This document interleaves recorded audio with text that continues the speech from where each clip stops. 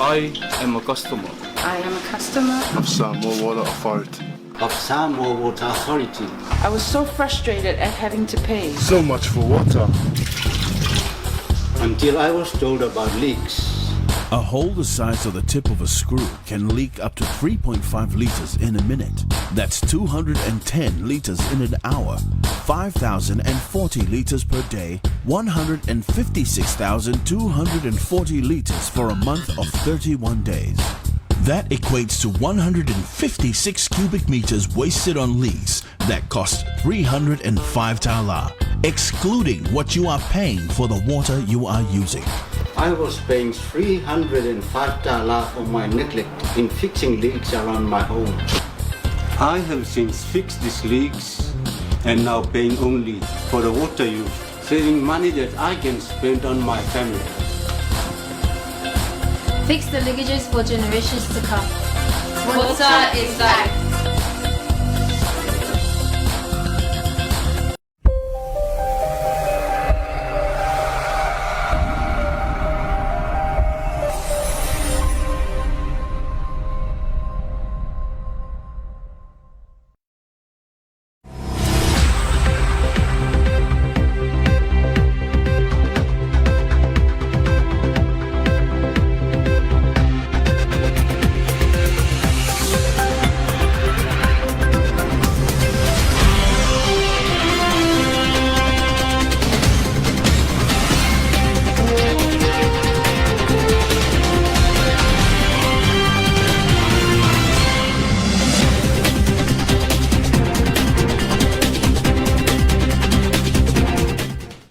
Taulogologo Samoa, malole ngā lulua e tiu te mawhi au le nei aso. Ai alo maia o se whaapoponga fo ile nei o lau Samoa Taulogologo o le amatanga o le nei vai aso.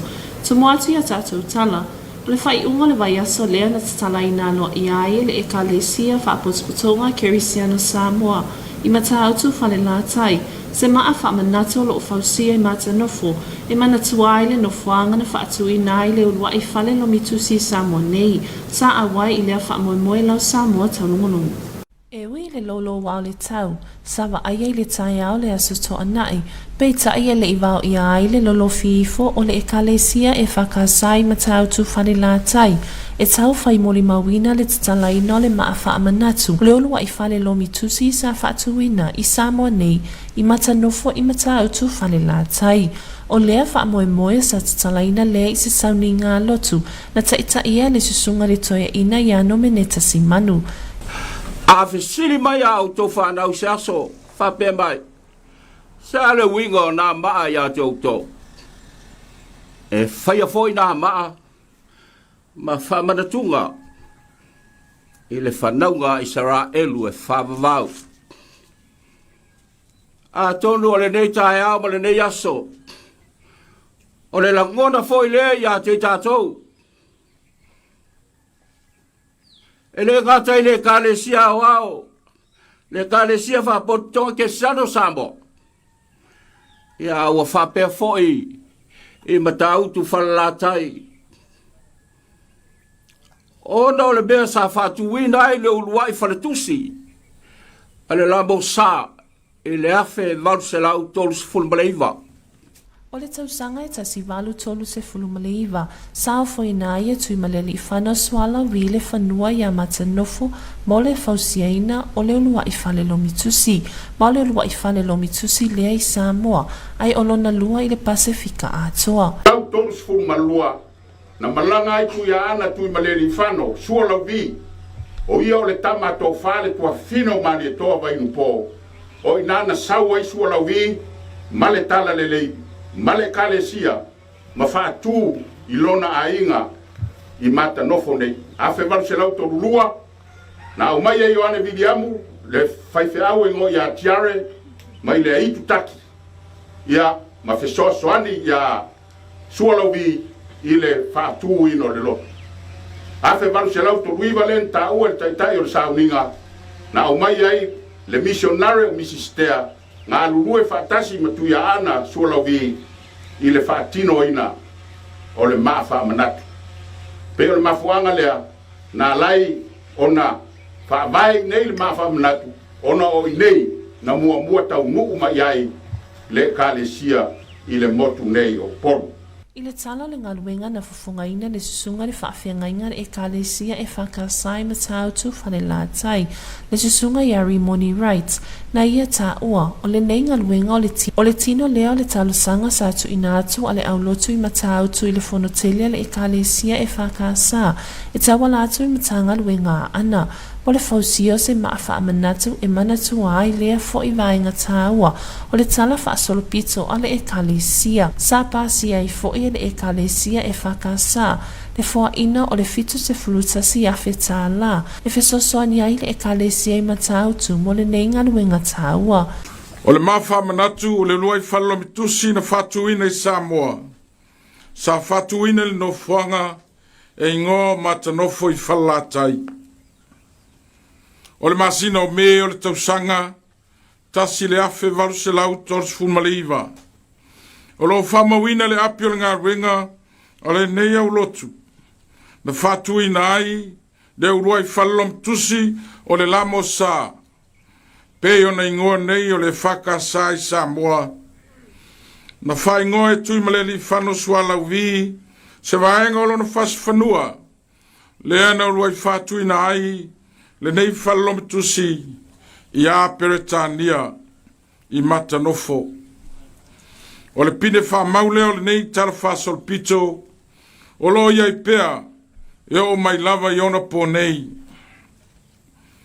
O le nei wha manatu, na afua mai na wo finangalo, le sunga le toina, tau tianga se nara, o le foi sa avea matai teifono, o le kalesia wao. O le tama ua malo lo pensione, ua manu malo mai ngā luenga, pei sa wala wina iai o ia. O ia fatasi ma le fionga le tama ainga, ma le ainga taua ana, fasavalu sa luma wai peau. Na fina ngalo malilie, na ia talsanga ina le kalesia wao, e feia se maa whamanatu e manatuai, le nei tala whasoropito I to tonu le awhio anga nei. O le maua le nei au lotu, tawala atu le matanga luenga wa ana, mo le fontele o le tausanga luafis fulma le wha. Natalia mapasi ai e le kalesia wao, le whatu peina o le nei maa whamanatu. O le uluai whale lom tusi o le lamo sai Samoa, masata atia atu ai loa, I le Komiti EFKS le kalesia, mana ngā luenga whanga sorosoro. E a vea il nei au noa e whaia au masui o le nei au lotu, le whakasa matautu I whale la tai, ma tau te mamoli atuai le whaftai tele. Lau sunga le toina whatonu, le fionga le teitai fono le fontele ma le kalesia au. Ono le avanoa, o fatu pena I le whamoe moe o le kalesia. O le uluai whalom tusel la mosa. Sa uluai fatu ina I matanofo whale la tai nei. O le tau atoa o le nei ngā ringa. E au fia ai le whalaunga tasia o le whanua. E au fia ai le tau o le kamuta ma le tusiata. E au fia ai foi ma le Komiti awao wa matu whatinuina le nei ngā ringa a wa le tutusa tau ar soifuanga wa iai nei e valu surfa afe le tau ar ngā ringa atoa e fitsu tasi afe sa whatu peina mai e le kalesia wao ma le sultolu afe whatu peina lava e le nei au lotu O le susunga le taitai fono o le fonotele le EFKS le susunga le toe ina ia Iosefa o Ilelea sa fai masuia le ekalesia wao e whaafetaia le ekalesia EFKS I matautu whale la tai ono le nei ngaluenga tele sa ngā pati ai. Awalava ne ia te matou le li ie. Awalava ne ia te matou. Tuina atu le vi inga e lo swafa. Lo walofa. Ma lo whamaoni. Lau sunga le whawhenga inga marpai o le kalesia. Pai lava lea wale a inga taua ana malau tu tama. Te nane foi le mamalu ya ngalu e wha. Maupu ya te oe whalatai. E le I titi lau tau sao. Pe foi ona fofonga ina I le ne yaso. Mai lava I le afuanga I le amatanga. Le fina ngalo, le fionga le tamainga. Ina ia wha tui nei. I mata nofu. Le urua I whalelo mitusi. Mai se foi, wo mai o tau teimi masolo wha tino lava. Lau tau tau langa osi. Ma lau tau tua ma le au nanga. E le I titi lea. Wha leo atuai, se langona o le kalesia. Ma lo le tau tua. Wha vitai lau tau wosi ngā tau langa. Mo le tua, malana ngā ruenga. Asamatu upu.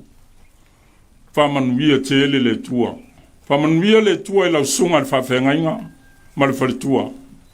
Fio lau o fionga. Tama inga ma la masiofo. Le mamalu le kalesia I tūranga whalepea. Ma le fioanga. Manuia o maota maupa. Manuia o lawa. Manuia o tau. Manai au tau whanau. O la le apostolo Paulo. Wa wale o se mea whale au ngā. Lo o tau tauti ngā mo le li. Sa matango fiele nei wha moe moe ono le awai o ta mao le e ka le sia I se sunga I toe ina ma le au whai ngā luenga pa ia le atua e moli mawina le taunu unga manuia o le anga luenga tele. Sa awai e foi la na fionga I le au mamalo le malo Samoa le fionga I atoe ma le li whano wa le toa soala wili lua malana masio fo ia wha mausili. Ma o ia foi lea sa ave ia I le wha alo alo mo le o tino le lipine ma tatalaina lea maa wha manatu sa awai foi le sui pa le mia manisio minista o le kabineta mo le mawina le tatalaina o lea maa wha manatu le whana nai se kone mo lau Samoa taunungono. E lea sa wata maalii o le wha upuina lea o le manatu au tu o se pol kalame wha lawi loa e pe o na ngā lulue wha atasia I le to omanga mo e popua ngātia ma le malo Samoa e peo na amatali ai le afioanga o matau tu whale a lili o se atoanga le nei o le reports. E se iria ma le 5 sefulu tamali I ma au manga na awai I soala o pulenga na whaatau taia mo a soilua e peo na fofoina le polo kalamia le malo lana whainga paanga ma le to manga mo e popua ngatia. O le awa amata mea ai a li ima whai pule o matau tu whale a lili. So ala o pule ta iala talafia ngai. Mo le afio anga e tafi e sea I sawanga whaasanga I tina amata mai tai. O le whaanau naunga ia ta imua li I le tafi e sea o sawanga wa afia I tina amata mai tai. Se upuna tō matau I nai le so ala o pulenga na sau noa I aine susunga ni awa o sosoani a pi no fuanga Yeremia. Lana wha manatu I le loto wha mangano pe ao so wha ia e le ita le saunga le mua a inga. Na sau noa le li ita awa le afio anga le fionga tupola tu samisi. O le mea alofa le atua le mawhauwhau, ma e tawana wha o ngā le mawhauwhau le tangata, le si o si o manga o lai. Le nei sau noanga wa popo wai le sinio le taiala ma le whaalawi loa le ima whaipula le afioanga, wa whaapea mai o matauto se ainga fia. Le tāua ma whauwhaunga I tu le nei e mo o mio na ausia. Watangi ai le ta imua ta mali I mai matautu whane a lili. E peo na aunga I ai le whaamanatu a le susunga I le awa afisosoani I le loto whaamangalo. Sasau noa le afionga le presidente le to manga Sidiniu Lina Jang. Wa avea le polkalame e tafi e sea isa wanga whaasanga I tina matama I tai. Wa whaamautu ai fo I ma le au ainga le to manga mafio anga o matautu whane a lili. Wa whaamalo le langolango sua le tatonga luenga whai whaatasi. Whaamawina fo I le nganga whaafetai le whaanapotuputonga I le malo Samoa. Mo le whaatutua ina le to manga I porokalame whaawau. Wa lawa le tafi e sea o sa wanga whaasanga I tina matama I tai. Le whaana nai se kone mo lau Samoa taunongonongo. Inisio tātou tala, o se ripoti lata mai le nei le tūlanga o iei le whaamai, tono si o tātou watu nuu, e peona tu ina mai al matanga luenga o le soifua malo loina. E tu sai ma fa maunga ma matanga luenga le soifua maloloina. O fa monia mai ai e lua se fulutolo i la tau foua pesia. Ile siama le Komiti se fulu maleiva. E tu sai ma fa maunga mai le lua le awaulio le aso se fulutolo o iulai. Ile lua i le awaulio le aso se fulu fai iulai lua afe lua se fulu malilua. Wa si iti ai le au fa ingo i la tau wa afia le siama le Komiti se fulu maleiva. Ile se fulu lima afe se lau fitu se fulu malevalo. E to olua fa mawina lo tau fia no fuanga fa pitoa. Ini maotanga se ngase i matotua. E longo puia li ia tupea ile mamalo le atu nuu. Ka amole mole ia tau sisia pea fautuanga mai le soifua maloloina. Ia faya tani fufonga tutu manu no fuvava mo le lua mita. Mai le isi tangata. Fufolu mama lima pea mai au na tango fia ni mea faitino. Na ia faititi ai le so ona pepesi o le siama. E tu mau pea fautuanga mo le atu nuu atoa. Ne ia ngai se fale mai la tane. Mole fai au tui pui pui o le Komiti se fulu maneiva. A wale pui pui nga sili lea mo i tātou. E te ea tuai le mai au le nei vairasi. Lea whana nai se kone mo lau Samoa Taulogologo. O loo langolango ina nei le minista ma le laulau a fono. O le ofisa su enga fa asai neisia Samoa. Se fautuanga le pulenga ma le au fai ngā luenga. Mo se vaenga foe fa au ngai nai le nofuanga sa fa ingoino le medsen. Tapitailo kitiona mo stato report. O loo walangolango ina nei ele minista ma le laulau a fono. O le ofisa su enga fa asai neisia Samoa. Se fautuanga al pulenga ma le au fai ngā luenga. Mo se vaenga fo e fa ngai nai le no fuanga sa fa ingoinga o le medicine o lo fa tuma wina pea e fa la potpotonga su enga fa sainisi Samoa ana su enga ya tia ai Samoa e ala inga luenga fa sainisi ma fa te kono losi fa atasi ai mana onga mo ana au nanga e se tau il fa la potpotonga na si tia ai le lei ma le atina aina atu o ana poloketi mo le mamalo o le atu no Talango ina le fionga i minista la au le mali toa polo taiva forces mixed. Fata si ai mal komiti fafo ele fautuanga al pulenga mal au fainga luenga. Ale vaenga fo al fala potpotonga. Se no fuanga u faingoinga o le medicine. Mo ala to su enga. Ole ai o se manatu sa mafua e se tarusanga al fala potpotonga. Ole vaenga ina ia fausia se vaenga fo. Mo ala tonga luenga ona ole popolenga mal fae tetenga. I se vaenga mo oti mo vaila au e whaatino ai su enga mga luenga. O lea ua whamatu umai er kabinete le whaongaina lea o le nofuanga wa taa ua o le medicine. E whaongaina le whalapotpotonga. Mo ana nga luenga una ua mai tawina le lava o whale whaatino ai nga luenga le whalapotpotonga. E pe ona saunua ai le fionga le minista la au le mani le toa le watea polata i vao forces mixed. E whaamanino le vaenga taa ua. E whapena so i fuanga le tatou ki ai le uma o tatou fina o le siri. Pastai le tua wa mai le yo e marka neta tatou te mai whaamaine. Ona o mai tau wale toe nga whatia le lo ia tatou le lo. Te tauna iai nisi whare le lei, manisi ofisa le lei. E whasoa mai e ngā ruenga tatou tanga ma tatou whalako tonga. O ta ua le nā o tatou mai le asu le nei. Se i whai mo mua le me tauna whai. O le nao ta ingal fala potposonga ina ia avea lea vaenga ua whamtu mai manofuanga e fsosoani ai. I tu sau sa ili ilingal fala potposonga. Inisi o whaama i fau o lo ofi mai ili atunu. Ma afianga te tele o le Komiti ai mai se ai o nisi o suenga.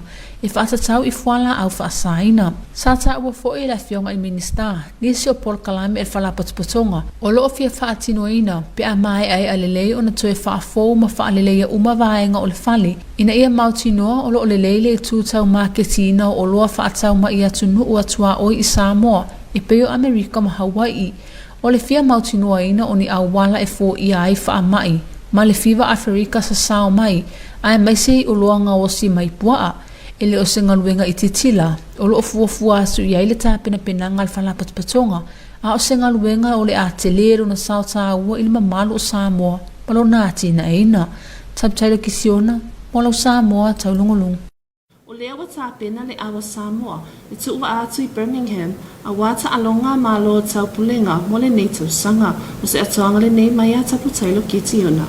O lea so sa whataunuina ai se saunuanga whaamanuia a le fionga i le sui palmia, a fionga tuala te vanga Iosefo Bonifasio, mo le sauni atu le au Samoa o filifilina mo ta alonga al tau pulenga, Le e whaatautaya I Birmingham ma ua fuafuaina o le amalanga e se atu I le aso tofi luas frutasi o Iulai o le vai aso nei. O le whamoe sa amata I sauni ngā lotu sa taitaina I le pātele I a Raymond Pitham ma sa awa I aile minista o a onga taalunga manga nuu a fiolonga se ula yoane o le komisina maulunga Australia I Samoa Emily Lack ma le peristene o le Cessnock a fionga paunga talalei paunga ma ele I awaile awa Samoa ona o loo iai papolinga o le pūlinga ma le laulau o le komiti e sili lava le puipuia o whanau ni itoia a fia se tasi e walata I le aso e tu uai Samoa. O le fionga le sui palmia tuala te vanga Iosefo Bonifacio sa saunoa ilana saunoanga au tu e momoli se upufa amalo si au I whanau. O le a whai mafu atau momoli se tatou watu nuu I whalanga maya o le a alu atu iai.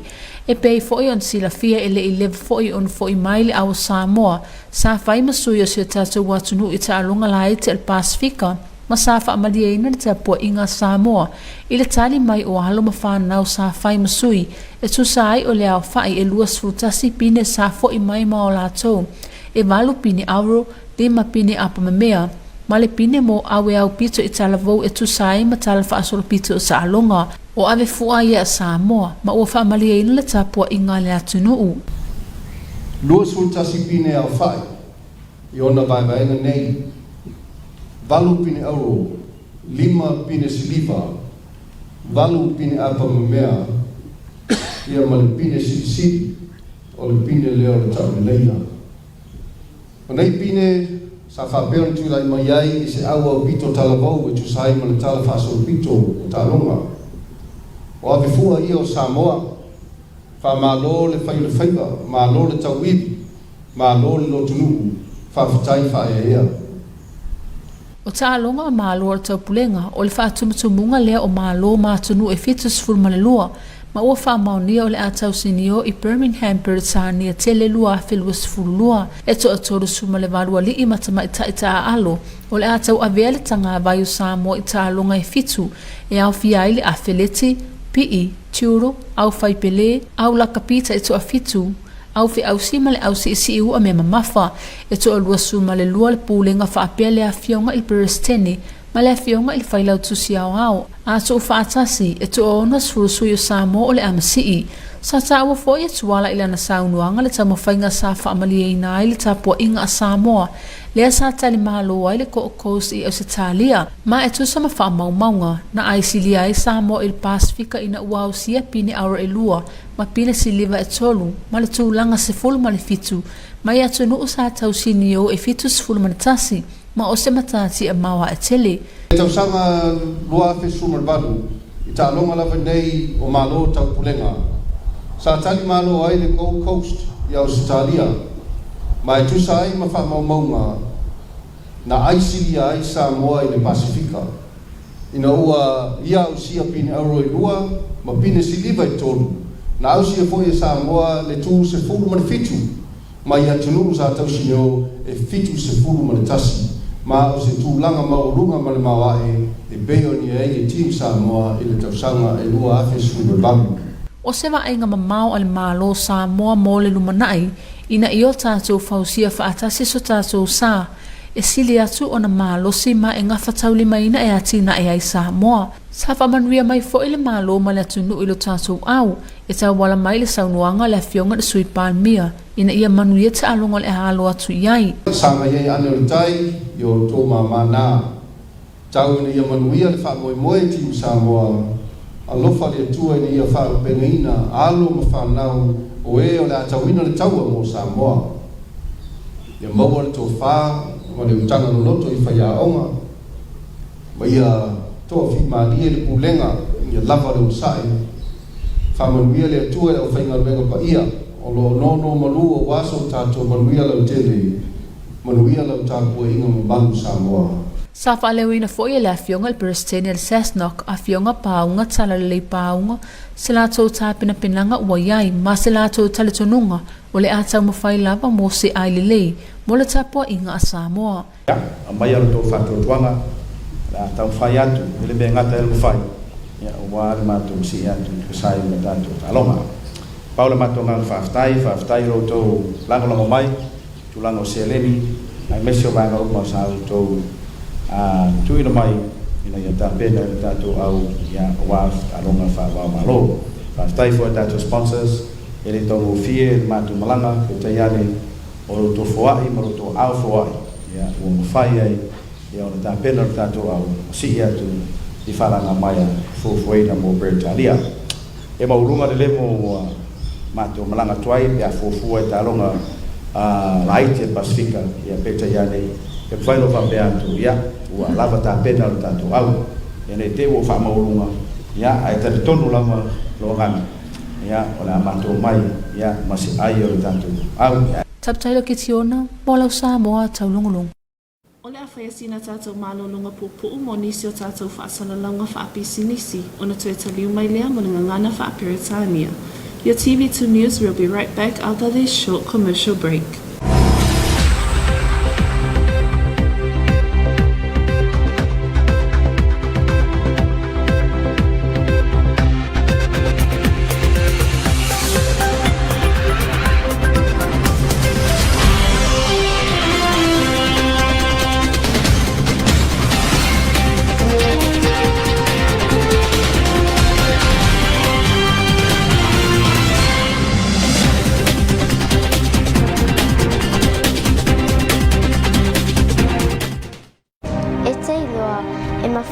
Tafi e sere wha mai o le TP mai Samoa. E tituse le leipupui ngā o le pipisi o le siama o TP, ma le vei rasi le kōpitis fuluiva. Mawhai ana tātou pupui o le pipisi atu i le isi tangata, pe a pupuni whaaleleilo ngutu, pe a e tale pe makatua foi. Whao ngā lelei se solo mama e tale pe makatua i ai, ma au o le whian solo. Tātou ngā ludoi whātasi. E pupui e tātou uma mai le TP ma kōpitis fuluiva. E whai ngō fie ma tau ngō fie pui ngā na i lo tonga fitinga.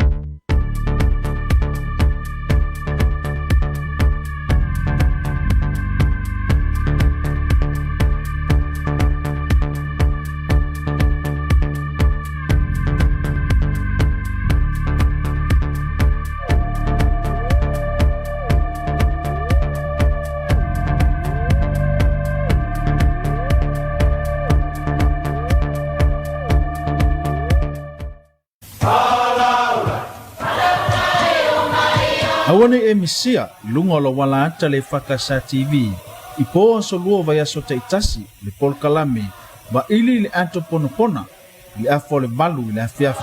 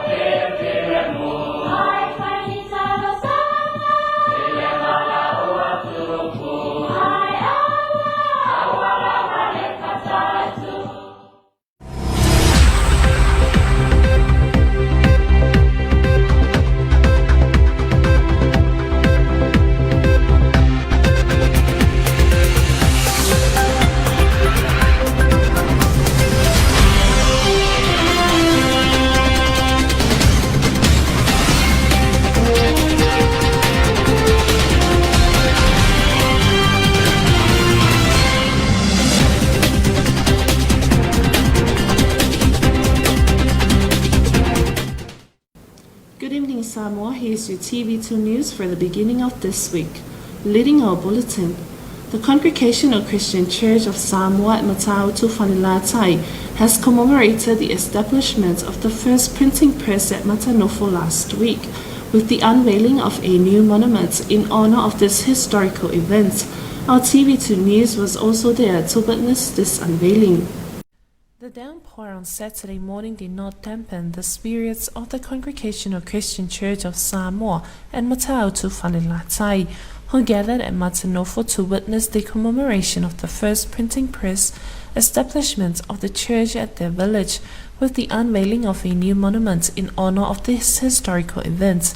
The ceremony was led by Reverend Elder Nomineta Simanu, and he highlighted the importance of this monument not only for today, but it was also a reminder for the future generation of Matautu Whanelatai. Simanu has retold the story of the Israelites when they took up 12 stones out of the midst of Jordan, as the Lord spoke unto Joshua, as a memorial unto the children of Israel forever. Similarly, with the ceremony of unveiling the new monuments as a memorial for the future generation of the CCCS Matautu Whanelatai. According to the history of the church in Samoa, the London Missionary Society developed the Samoa alphabet and translated the English version of the Bible to Samoan, putting the Samoan language into the written form. The first printing press was used to turn the written form into printed text, bringing more people to the faith through understanding the gospel as well as the written word. At the time of the project's construction report, Reverend Rimoni writes, the church minister of the CCCS at Matautu Whanelatai explained that the first printing press that was set up in Samoa was the one in Matanofo at Matautu Whanelatai and was built in 1839, making it only the second printing press in the Pacific region at the time. Wright also mentioned that their congregation has requested the CCCS General Assembly through our Honors District to build a monument in honor of this historical landmark at Matanofo in Matautu Whanelatai. The request was accepted, and the Congregational Christian Church Samoa has offered 71,000 tala to assist the Matautu Whanelatai's congregation for construction's cost of the new monument. According to Reverend Wright, the overall cost of this new project was 84,000 tala. 71,000 tala was donated by the CCCS, plus the 13,000 tala raised by the CCCS Matautu Whanelatai community. The chairman of the CCCS General Assembly, Reverend Elder Josefa Oililea, congratulated the Matautu EFKS congregation and the community for their perseverance and achievements. The German also added that the monument will be a significant reminder to the country and will inform the younger generations of the significance of the area and how the first printing press developed reading and writing in Samoa. The unveiling ceremony was well attended by the church elders as well as the head of state and Masiofo Famausini, who officially cut the ribbon to unveil the new monuments. The Deputy Prime Minister and other members of the cabinet were also present to witness the unveiling of this new monument. Lefana Naisikone for your TV2 News. Noblemen Don't Hate is the theme for the community program by the Samoa Victim Support in partnership with the government of Samoa, which has been started in Matautu Whanelatai. Here's more on this report. Noblemen Don't Hate is the theme for the community program by the Samoa Victim Support in partnership with the government of Samoa. The main focus is for men to stand and be the main pole of defense to those who are still violated. The first village to start off the program is Matautu Whanelatai to talk on ideas and pathways for the men to look at as guidelines on how to make their goal work. From a press release from the Samoa Victim Support Group, confirmed that over 50 Matais and Taulogologo joined the program, and was such a pleasure for the Samoa Victim Support Group to work together with them in creating new ideas on how to overcome the main issue we are still facing, the violence against women and girls. The Samoa Victim Support Group President Siriniu Lina Jang thanked the Matautu Whanelatai village for participating in the program. Lefana Naisikone for your TV2 News. In other news, Here's the latest situational report of COVID-19 in our community, which has been conveyed by the Ministry of Health. In strengthening our defense against the virus, the public is kindly reminded to remain vigilant and adhere to public health advice by continuing to wear facial masks, complying with social distancing, stay home and isolate if one feels unwell, and maintain good personal hygiene at all times. The Ministry of Health in its latest situational report confirmed 23 new positive cases, taking the total number of cases to 15,178 to date. Currently, there are 2 patients isolated at Moto'otua Hospital. Eligible members of the public are reminded to visit their nearest hospital for their first or second dose of the vaccine, as well as a booster shot. Vaccination remains our best line of defense against the virus. Nefana Naisikone for your TV2 News. The Minister and Board of the Scientific Research Organization of Samoa has supported the recommendation by management and staff of a new division and had it operated at the facilities that was formerly known as Medicine. Taulogologo with more on this report. The research organization of Samoa maintains its vision to develop Samoa through science, technology and innovation. With the growing demands for its services, the organization must adapt, and it thus the need for a new division to take the work capacity and services to the next level. Trust Minister Honorable Auden Maliatuale Watea Polata Ibao Forces Mitched, together with board, supported the recommendation by management and staff of the new division and had it operated at the facilities that was formerly known as Medicine. The idea is to isolate this division that will deal with the molecular testing services, and with the old Medicine is very convenient and a new division to be formed. There have been a number of informal requests from different parties within government for the need to test drugs. The organization has also received requests from molecular testing to identify the presence or absence of the COVID-19 virus and its variants in human samples and the African swine fever in our local pigs and incoming pork products. The aim for the molecular testing services division is to provide services, drugs and molecular tests that have a fast turnaround period for its results so that decision can be made in the earliest possible time, and to create employment opportunities for our current science students graduate from local and overseas universities. Taulogologo for your TV2 News. Team Samoa has now prepared to leave our country for Birmingham this Thursday for the Commonwealth Games 2022. Here's more on this report from Taulogologo. Today, the Honorable Deputy Prime Minister Tuwala Tevanga Yosefo Bonifacio spoke on behalf of the government to say a word of encouragement and best of luck to the Team Samoa as it prepares to leave our country for Birmingham this Thursday for the Commonwealth Games 2022. The event ceremony was led by Father Raymond Pitham and was attended by the Minister of Education Se Ulayoane, the Australian High Commissioner to Samoa, Her Excellency Emily Lack, and the Presidents of the Samoa Association of Sports and National Olympic Committee, Paunga Talalele Committee and Board Manager. The selected Team Samoa for the Commonwealth is now ready to leave the country for the Commonwealth Games in Birmingham, United Kingdom. The Deputy Prime Minister Tuwala Tevanga Yosefo Bonifacio stated in his keynote address that last month the Team Samoa left the country and traveled to Saipan in the Northern Marianas to represent Samoa at the Pacific Mini Games, and we were all proud of their achievements of 21 medals total, with 8 gold, 5 silver and 8 bronze medals. Today we embrace Team Samoa again as it prepares to leave our shores for Birmingham this Thursday, the 21st July 2022. The 2022 Commonwealth Games will host 72 members, and Samoa will be competing in 7 sports, including athletics, wrestling, judo, boxing, rugby sevens, men's, swimming, and weightlifting. A total of 38 athletes, 20 management, accompanied by the President and Secretary General of SASNOC, will represent Samoa at the Commonwealth Games themed The Spirit of Friendship. Tuala also stated that in 2018 at the Gold Coast Australian-hosted Commonwealth Games, Samoa topped the Oceania performances with 2 gold and 3 silver medals, and Samoa was confirmed as ranked 17 out of the 71 countries and was a pure milestone. 2018 at the Gold Coast, Australia hosted Commonwealth Games.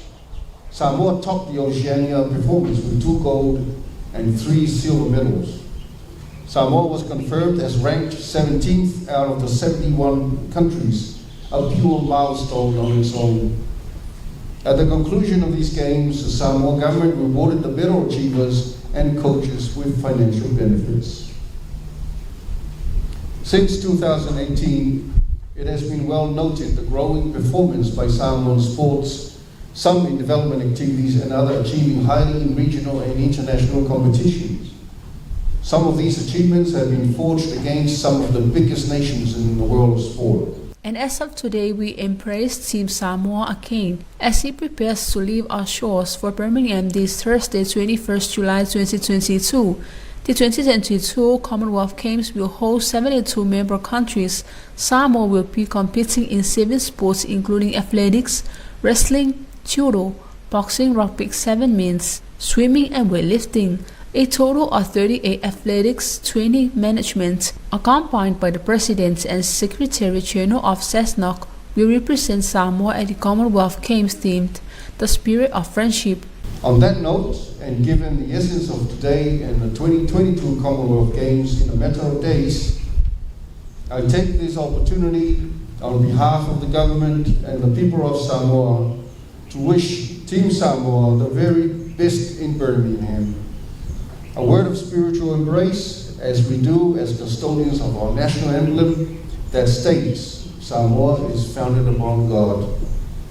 May the good Lord bless our Team Samoa and empower you with faith and belief to do well in your chosen field of sports and always be united as one Team Samoa.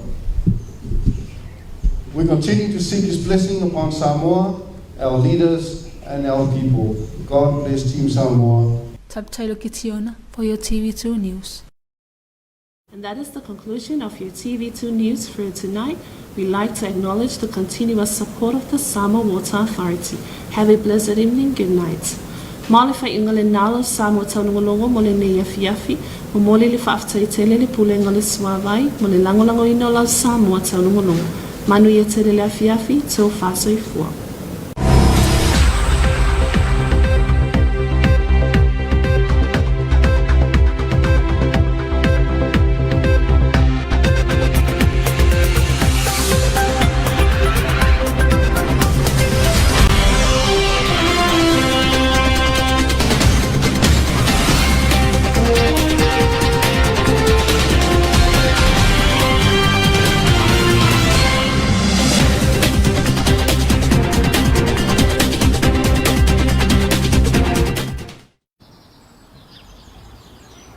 Tama, e ei se me o fale tonu lau pili.